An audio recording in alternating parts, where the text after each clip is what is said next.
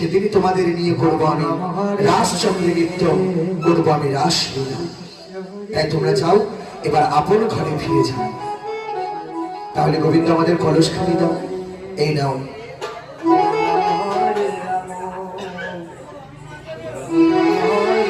তাহলে গোবিন্দ আমরা আসি, এসো। হরে কৃষ্ণ হরে কৃষ্ণ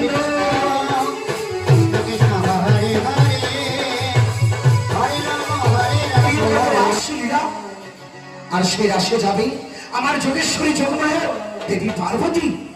অসম্ভব, এ কখনো হতে পারে না। আমি থাকতে আমার পার্বতী কিনা যাবে রাসমণ্ডলীতে। আসলে ঘটনাটা কি, আমাকে পার্বতীর মুখ থেকে শুনতে হবে। তাই উচ্চস্বরে ভোলানাথ পার্বতীকে স্মরণ করলেন, পার্বতী।